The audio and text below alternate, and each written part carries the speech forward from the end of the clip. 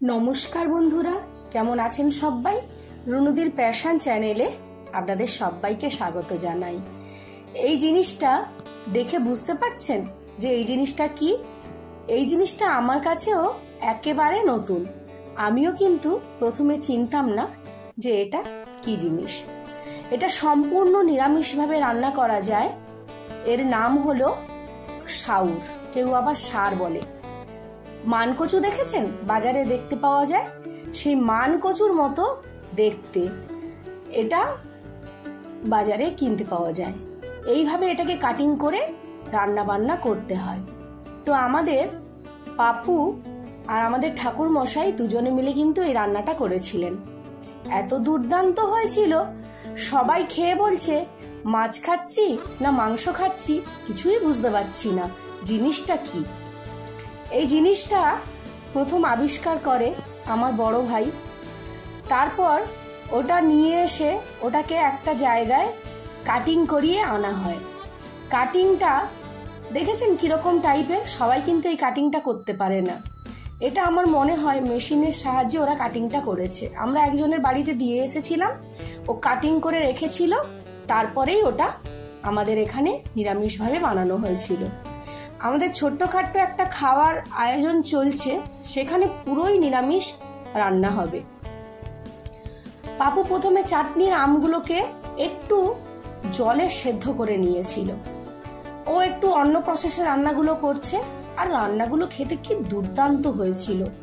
নিরামিষ রান্নাই পুরো হয়েছিল। আলু ভাজা, মুগের ডাল, মিক্সড ভেজ, চাটনি আর এই সাউরের তরকারি। সাউরের তরকারিটা বানানোর জন্য ও ব্যবহার করেছিল কাজু, কিশমিশ, চারমগজ, পোস্ত। আর এই সাউরটাকে প্রথমে নুন জলে ভিজিয়ে রেখেছিল পুরো একটা 6 থেকে 7 ঘন্টা। তারপর ওটাকে তুলে কর্নফ্লাওয়ার আর বেসনের সঙ্গে মিক্সড করে সুন্দর করে প্রথমে ফ্রাই করেছিল। ফ্রাইটা এত দুর্দান্ত লেগেছিল খেতে যে মনে হচ্ছিল সবকটা ফ্রাই খেয়ে ফেলি। তারপরে ও কাজু, কিশমিশ, চারমগজ, পোস্ত দিয়ে একটা সুন্দর গ্রেভি তৈরি করেছিল। আর একটু অল্প আদা বাটা, কাঁচা লঙ্কা, গোটা গরম মশলার সাহায্যে সুন্দর করে এই গ্রেভিটাকে ও রেডি করেছিল। তারপর ওই ভেজে রাখা সাউরটা দিয়ে ও রান্না করেছিল। প্রথমে সবাই ভেবেছিল এটা কি নতুন ধরনের একটা জিনিস দেখছি। আমরাও অবাক হয়ে গেছিলাম, সত্যি কি দুর্দান্ত খেতে। যদি বাজারে পান, রান্নাটা করবেন এইভাবে, দেখবেন অপূর্ব লাগবে। এখানে মোটামুটি 60-70 জনের রান্না হচ্ছে। আমরা সবাই মিলে আজকে নিরামিষ খাওয়া দাওয়া করব, সবাই একসঙ্গে। এটা আমাদের গ্রামের বাড়িতেই রান্না বান্না হচ্ছে। প্রথমে পাপু চাটনি রান্না করেছিল, তারপরে পাপু বানিয়েছিল আলু ভাজা। ও একাই সমস্ত আইটেমগুলো রান্না করেছিল, আমাদের কারোর সাহায্যও নেয়নি। কাটাকুটিগুলো আমরা সবাই মিলে একসঙ্গে বসে করে দিয়েছিলাম, বাট রান্নাটা কিন্তু ও একাই করেছিল। মিক্সড ভেজটা যা অপূর্ব বানিয়েছিল, মিক্সড ভেজটা পুরো ভিডিও তোলার টাইম হয়নি, খানিকটা তুলেছি। ওখানেও ও ব্যবহার করেছিল একটু চারমগজ, একটু কাজু, একটু পোস্ত, আর কিচ্ছু ব্যবহার করেনি ওখানে। আর দিয়েছিল আদা বাটা, টমেটো, কাশ্মীরি লঙ্কার গুঁড়ো, শুকনো লঙ্কা, আর দিয়েছিল কাঁচা লঙ্কা। এতেই এত অপূর্ব বানিয়েছিল যে সবাই আমরা হাত চেটে চেটে খেয়েছি। তবে গ্রামে এখন আর কিন্তু সেই উনুনে রান্না হয় না, এইরকম গ্যাস ওভেন বড় বড় পাওয়া যায়, সেই গ্যাস ওভেনে কিন্তু রান্নাটা হয়। অনেক সুবিধে হয়েছে, কাঠের জ্বালানি হলে অনেক কষ্ট হতো। তো সেই গ্যাস ওভেন হওয়ার ফলে বড় বড় ওভেনে এখন রান্না করা হয়, তো সেটাতে কিন্তু অনেক সুবিধা হয়। চাটনিটা পাপু রান্না হয়ে গেছে, এবার কিন্তু ও আলু ভাজাটাকে ফ্রাই করে নেবে। আলুগুলোকে ছোট্ট ছোট্ট গুটি গুটি করে কাটা হয়ে গেছে। এরপরে সামান্য লবণ আর পোস্ত ছিটিয়েও কিন্তু আলু ভাজাটা করবে। আলুটা কিন্তু ও প্রথমে দিয়েছে, খেয়াল করে দেখবেন ও কিন্তু প্রথমে নুন হলুদ কিছুই দিচ্ছে না। আলুটাকে শুধু তেলের মধ্যে ও কিন্তু নাড়তে থাকবে। নাড়তে নাড়তে যখন আলুটা প্রায় সেদ্ধ হয়ে যাবে আর ভাজা ভাজা করার টাইম চলে আসবে, তখন কিন্তু ও লবণ আর পোস্ত এগুলো কিন্তু অ্যাড করবে। আর ভীষণ অল্প তেলে ও কিন্তু এতগুলো লোকের রান্না বান্না করেছিল, যার জন্যে খেতেও যত টেস্ট হয়েছিল আর অত তেল তেলও আমাদের মনে হচ্ছিল না। এত ভালো রান্না করেছিল পাপু, আমার তো খুব ভালো লেগেছিল। যাই হোক, ওর একটা ছোট্ট ছেলে আছে, ও শুধু বলছিল আমি কিন্তু সবাইকে পাতা দেব, জল দেব, আর পাতার মধ্যে নুনটাও আমিই দেব। কিন্তু ও ঘুমিয়ে পড়েছিল। ওকে ঘুম থেকে তুলে আমরা বললাম চল পাতায় জল নুন এইসব দিবি। তারপরে ও দিয়েছিল। ও খুব আনন্দ করে এই কাজটা কিন্তু করেছিল। ওর বয়স খুব বেশি নয়, ওর বয়স হার্টিলি 3 বছর কি 4 বছর হবে। খুব দুর্দান্ত মানে ছেলে, ও এত ভালো, খুব ভালো লাগে, ওকে সবার আদর করতে ইচ্ছে করবে।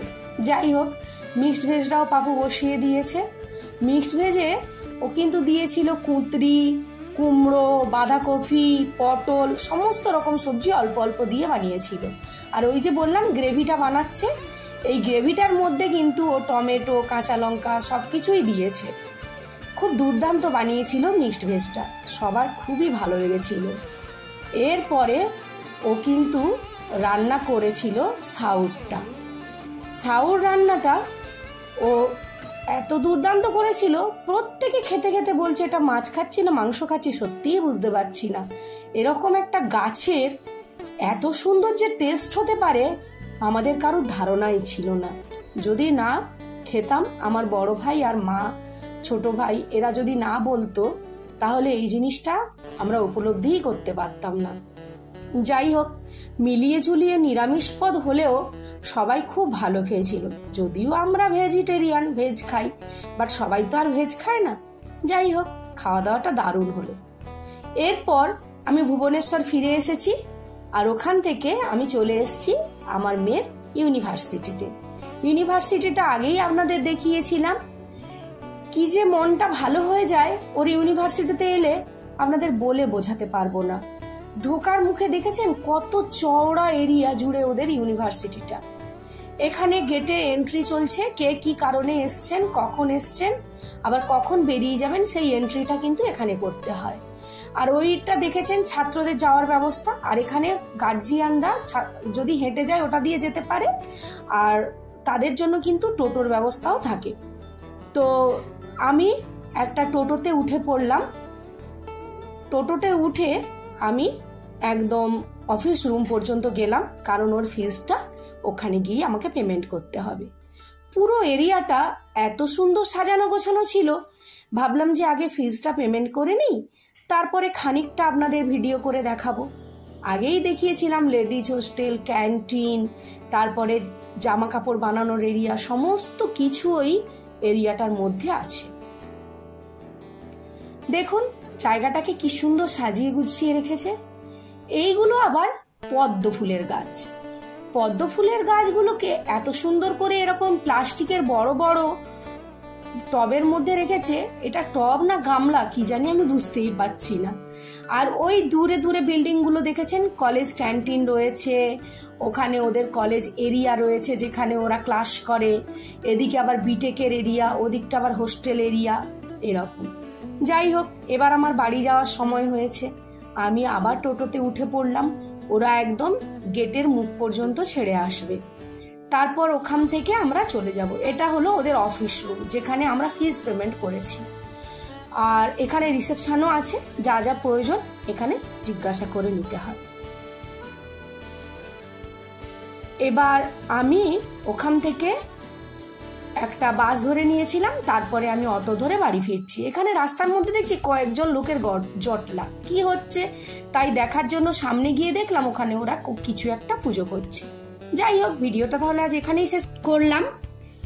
সবাই ভালো থাকবেন, সুস্থ থাকবেন, সাবধানে থাকবেন। চলুন বন্ধুরা, আজকের মতো বিদায় নিলাম। পরবর্তী ভিডিও নিয়ে খুব শিগগির আপনাদের সামনে হাজির হব।